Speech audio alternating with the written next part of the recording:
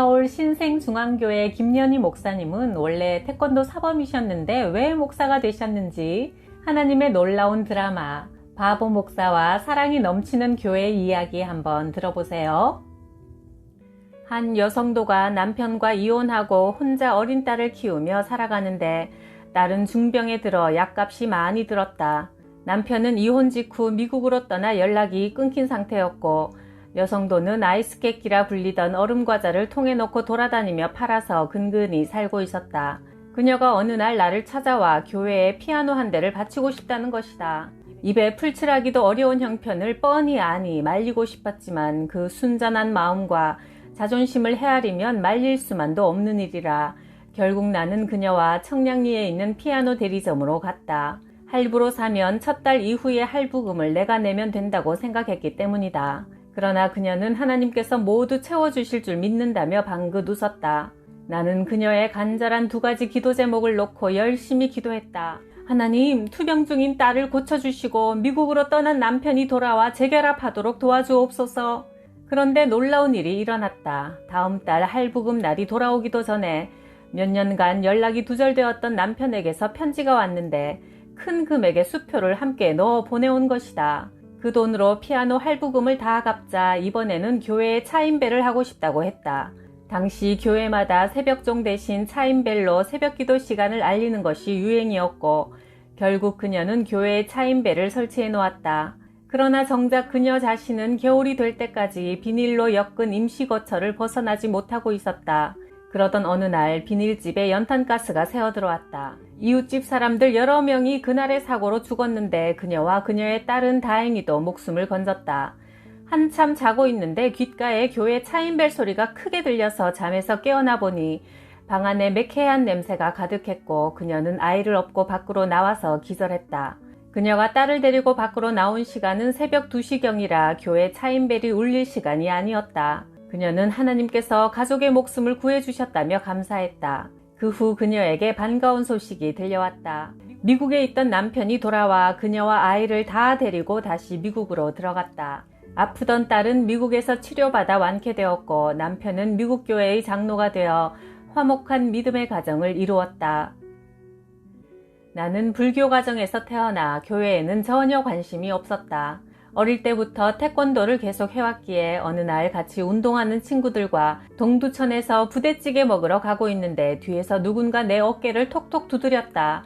예수 믿으세요. 뒤를 돌아보니 뾰족한 코 노란 머리의 외국인이었다. 그는 어색한 한국말로 예수님 이야기를 했다. 예수님은 당신을 사랑하셔서 당신의 죄를 대신 지고 십자가에서 죽으셨습니다. 그리고 다시 살아나셨으니 예수님을 구원자로 믿으시면 천국 가요. 얘기를 마친 그는 소책자 하나를 내 손에 쥐어주고 성큼성큼 멀어져 갔다.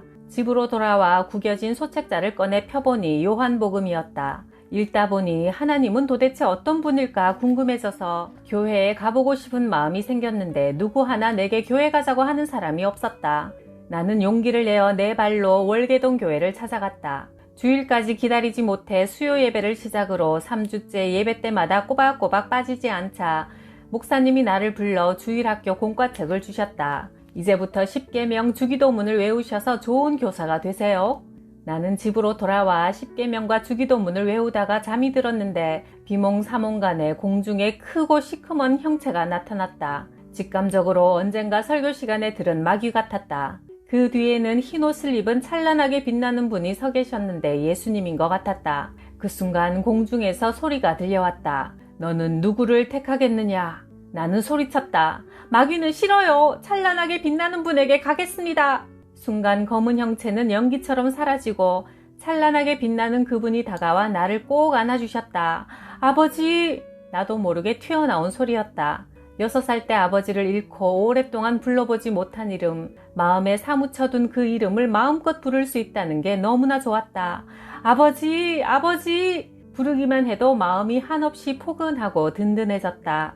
교회에서 주일학교 부장으로 청년회장으로 열심히 봉사하니 이전에 그렇게 좋았던 세상의 모든 일이 재미가 없어졌다. 매일 교회와 아이들을 위해 기도했다. 당시 나는 태권도 사범으로 미국에 가려고 준비 중이었기 때문에 내 미래를 위해 미국에 가게 해달라고 기도하기 시작했다. 그런데 마음 깊은 곳에서 또렷한 음성이 자꾸 들려왔다. 목사가 되어라. 너무 놀란 나는 고개를 세차게 흔들었다. 하나님, 평생 운동만 해온 제가 어찌 그 어려운 성경을 가르칠 수 있습니까? 저는 못합니다. 그러자 다시 한번 확실한 음성이 들려왔다. 내가 너를 선택했다. 내가 너와 함께한다. 내가 너를 들어쓰리라. 나는 보잘것없는 나를 종으로 선택해 주신 하나님께 감사드리며 기도를 마쳤다. 그러나 눈을 뜨고 현실로 돌아오자 하루에도 몇 번씩 두 마음이 충돌했다. 신학교에 가야 해. 아니야, 미국 가서 태권도 사범을 해야 해. 그러던 중 마음속 번민에서 잠시 도망치고 싶어 친구들과 주말 여행을 떠났다. 숙소에서 괴로운 마음으로 기도하다 잠이 들었는데 갑자기 누군가 나를 세차게 흔들어 깨웠다. 야, 김연희, 눈 좀 떠봐. 부스스 일어나니 친구들이 내 주위에 빙 둘러앉아 있었다. 야, 너 밤새도록 울며 불며 아버지를 찾았다가 이상한 외국말을 했다가 난리도 아니었어. 너 때문에 우린 한잠도 못 잤다. 기억 안 나?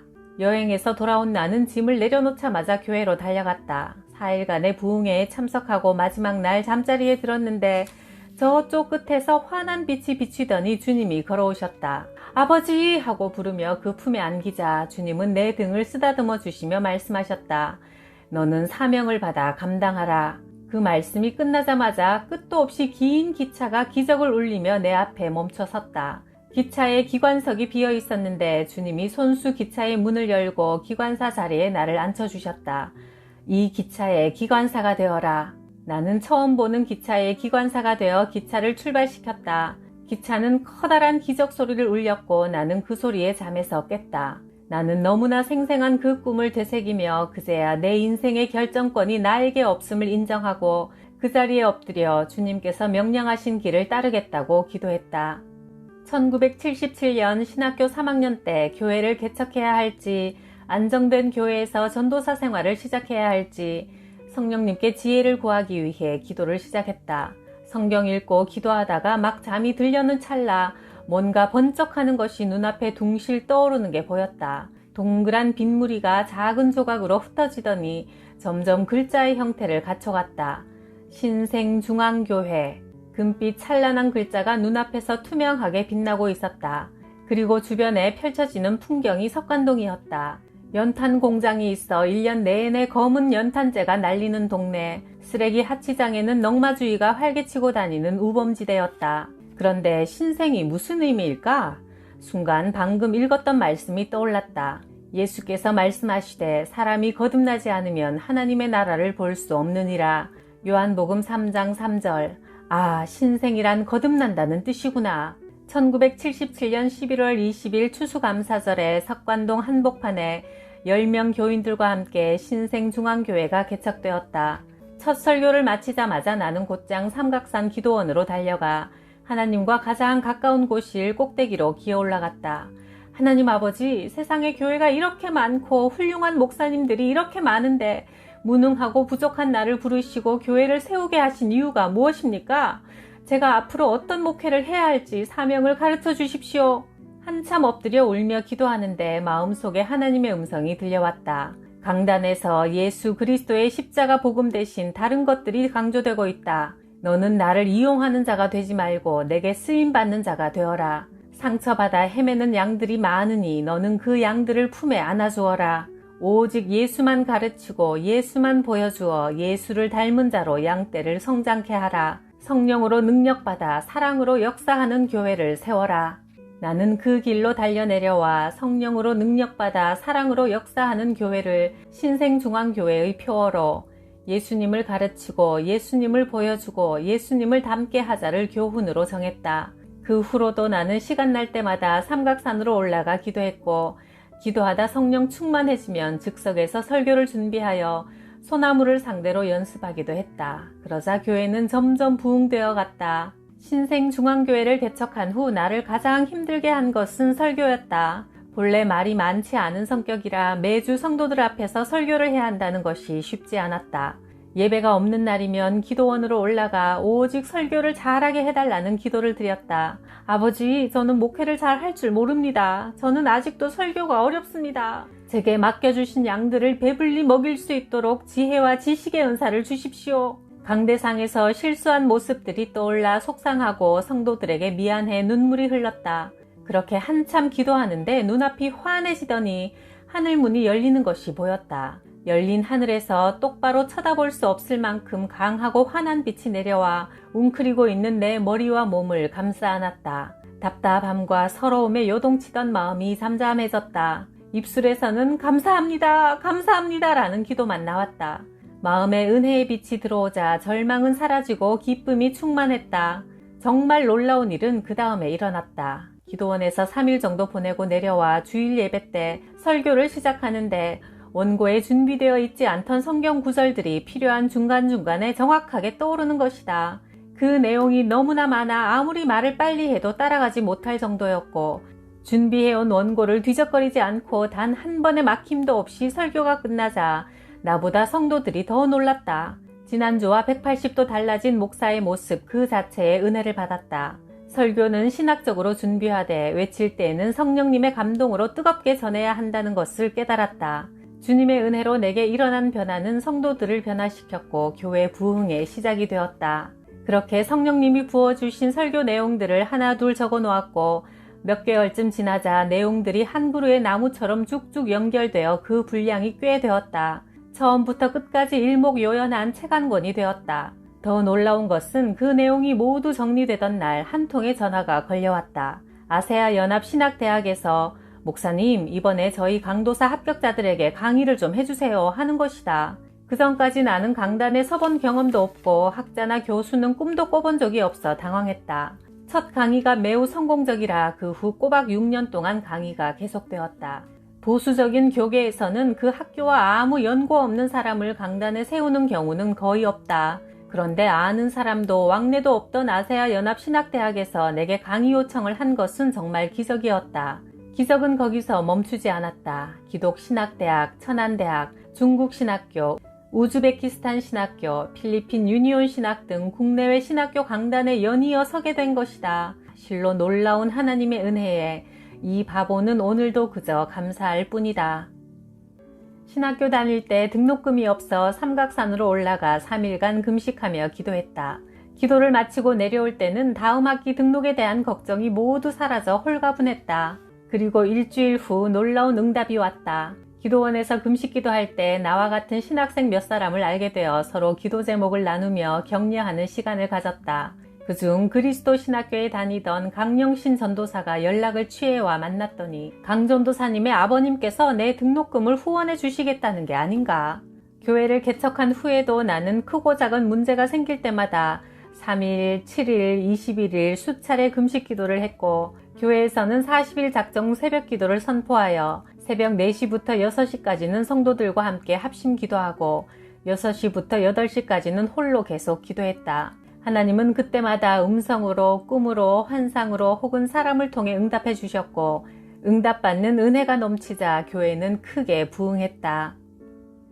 1978년 7월 30일 나는 석관동 사거리에서 교통사고를 크게 당했다. 자전거를 타고 사거리 횡단보도를 건너는데 과속으로 달려오던 택시가 나를 발견하지 못하고 그대로 들이받았다. 나는 하늘로 붕 떠올랐다가 택시 앞 유리창에 부딪힌 후 바닥으로 떨어졌다. 엄청난 고통이 온 몸을 휘감았다. 사람들의 소리가 또렷하게 들려왔다. 어머, 어쩜 좋아, 죽었나봐.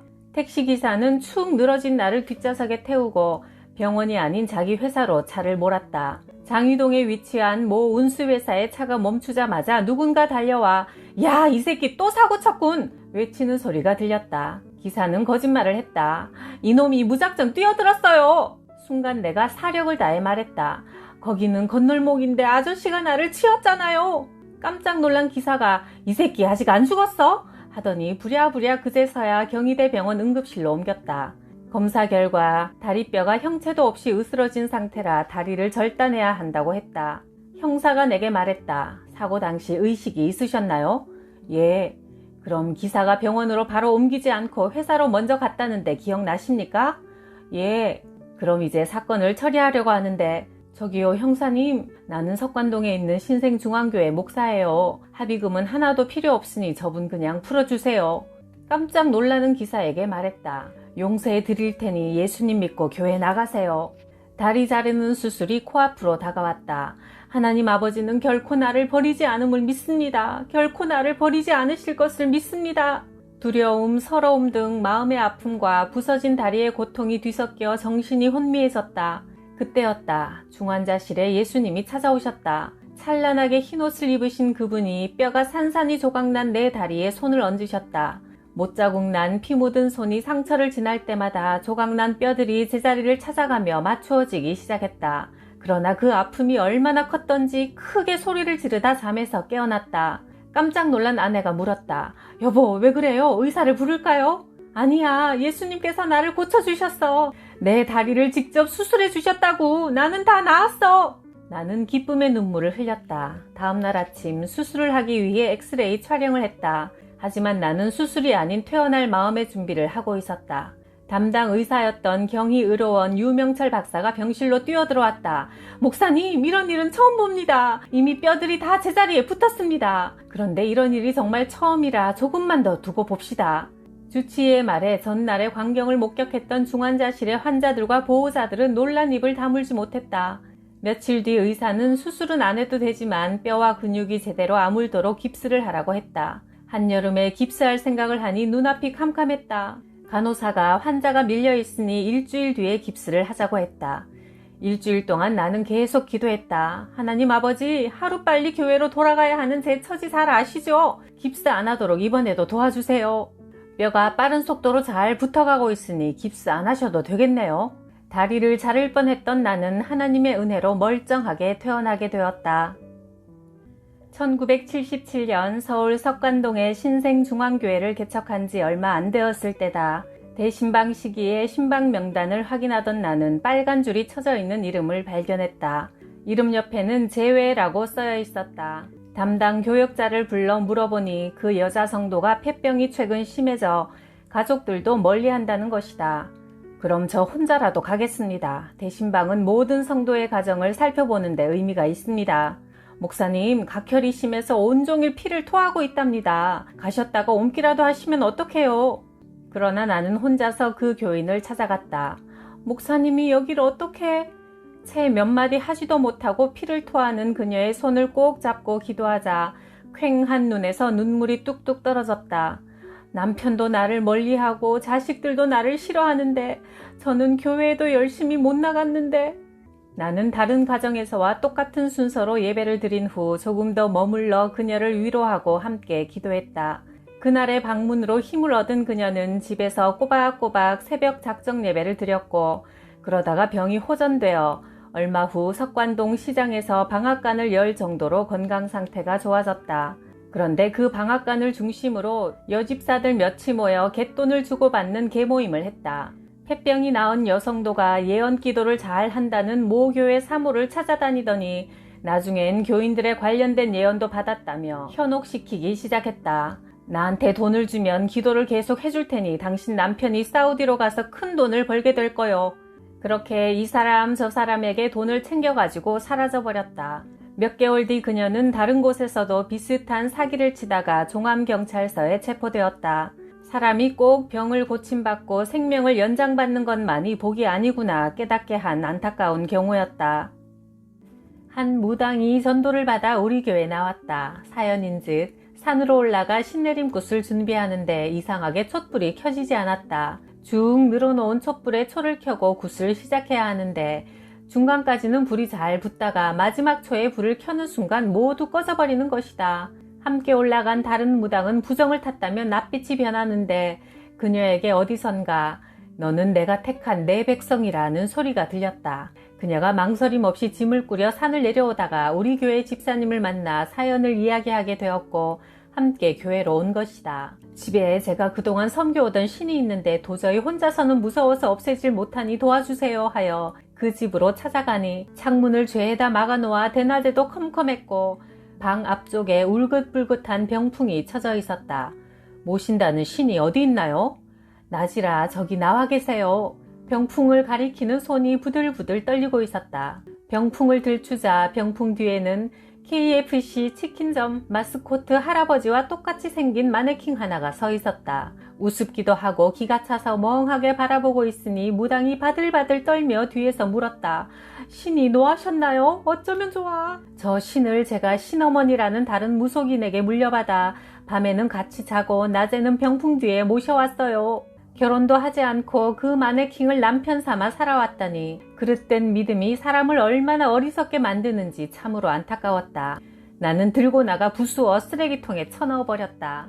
또 한 사람은 집에 시어머니에게 물려받은 신이 있는데 교회 다니게 된 후 없애고 싶지만 혹시나 해코지를 당할까 두려워 손을 대지 못하고 있다며 도움을 청해왔다. 가서 신이라는 것을 보니 조그마한 상자 안에 창호지 한 장이 달랑 들어있었다. 창호지를 구겨버리는 것으로 사건은 끝났고 그녀는 우리 교회 집사님이 되었다. 마귀는 이렇게 거짓 두려움으로 사람을 지배하려 들지만 예수님은 그 마귀의 일을 멸하려고 이 땅에 오셔서 그를 구원자로 믿는 사람들에게 자유를 주셨다.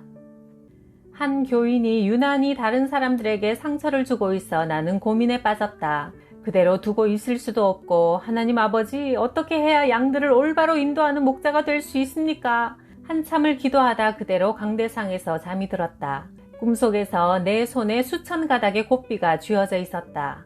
앞을 바라보니 예배당 안에 온통 양들이 가득하고 내 손에 쥐어진 곱비는 그들 하나하나와 연결돼 있었다. 손에 유독 팽팽한 곱비가 있어 바라보니 무리 뒤쪽에 한 마리가 버티고 서서 따라오지 않고 있었다. 그 녀석이 나를 째려보며 버티는 꼴이 얼마나 미운지 발로 엉덩이를 뻥 차주었다. 맞은 양이 매 소리를 크게 지르며 펄쩍펄쩍 뛰기 시작하자 순하게 앞만 보고 있던 수천 마리의 양이 일제히 동요되어 우왕좌왕하며 신기하게 사람의 말을 하는 것이다. 무슨 목자가 저래? 목자가 고집쟁이 양하고 똑같이 구네? 나는 사방으로 뒤엉켜 흩어지는 곱비를 붙들고 쩔쩔맸다. 그때 음성이 들려왔다. 그 양을 품에 안으라. 나는 모든 곱비를 한쪽 손에 틀어쥐고 무리 사이로 내려가 버티는 양을 한 팔로 품에 안았다. 버티던 양은 막상 품에 안으니 다소곳해지고 나머지 양들도 순순히 나를 따라왔다. 어느새 말썽쟁이 고집불통 양은 새근새근 자고 있었다. 그제서야 이 녀석이 너무 힘들어서 그랬구나 하는 생각이 들었다. 꿈에서 깨니 말썽 부리는 교인일수록 더 사랑받고 싶어서 그러므로 정면 대결하지 말고 따뜻하게 품으면 목회자를 돕는 든든한 지팡이가 된다는 하나님의 교훈이 마음에 새겨졌다. 그런데 나는 경상도 사람이요 젊은 시절 운동만 하며 보냈기 때문에 사랑을 어떻게 표현해야 할지 도무지 알 수가 없었다. 흰돌산 기도원으로 달려가 교인들을 제대로 사랑할 수 있도록 지혜를 달라고 기도하고 있는데 누군가 뒤에서 어깨를 톡톡 두들겼다. 돌아보니 백발이 성성한 노 목사님이었다. 성도를 사랑할 지혜를 달라고 기도하시는 걸 보니 목사님의 장래가 참 촉망됩니다. 제가 몇 마디 해드리고 싶은데 괜찮겠습니까? 예, 그래 주시면 너무 감사하지요. 뿔이 난 교인의 뿔을 무작정 뽑으려고 하면 그 뿔에 바칩니다. 그냥 그대로 두고 예수를 가르치며 예수의 제자가 되게 하시면 됩니다. 그 후 노 목사님은 사라졌는데 기도원 안팎을 샅샅이 뒤졌지만 그분은 어디에도 계시지 않았다. 다만 그분과 나누었던 대화만 머릿속에 또렷하게 남아 그 후 나는 성경 공부 교재를 만들어 교인들에게 성경 공부를 열심히 시켰다. 지난 30년간의 내 목회 경험으로 볼 때 사람은 누구나 사랑에 목마르고 사랑 앞에 마음을 열었다. 신방 갔을 때 목사부터 죽이겠다고 소리 지르던 불신자 남편도 내가 손을 꽉 잡고 눈물로 기도해주자 눈물을 뚝뚝 흘리며 마음을 열었다. 이렇게 축적된 경험들은 내게 사랑의 목회가 최고라는 신념을 갖게 해주었고 그 결과는 항상 감사로 끝났다. 믿고 의지하던 성도가 어느 날 갑자기 시험에 들어 훌쩍 떠나버리면 그 아픔은 이루 말할 수가 없고 목회자도 사람이라 서운한 마음도 생긴다. 그러나 한 번 품은 양은 끝까지 품고 기도해야 한다. 교회는 양에게 언제든 돌아올 수 있는 마지막 피난처가 되어야 한다. 어떻게 하면 교인들에게 하나님의 사랑을 알게 하고 각자 인생의 사명을 깨닫게 할까 고민하며 목회하다 보니 우리 교인들도 사랑을 퍼주는 데는 도사가 되었다. 30년 동안 한 해도 거르지 않고 파출소와 동사무소, 경로당에 성탄절 무렵이면 떡국을 손수 끓여 나르고 독거노인과 환경미화원들에게 김장도 해드리고 1년에 2번씩 전 교인이 헌혈에 동참해 헌혈 증서를 모두 기증한다. 그리고 우리 교인 대부분은 기꺼이 장기 기증 협약을 마쳤다. 예수께서 말씀하셨다. 내 마음을 다하고 목숨을 다하고 뜻을 다하여 주 너의 하나님을 사랑하라. 이것이 가장 중요하고 첫째 되는 계명이요. 둘째 계명은 내 이웃을 네 몸과 같이 사랑하라 한 것이다. 이 두 계명에 온 율법과 예언서의 본 뜻이 달려있다. 마태복음 22장 37절에서 40절.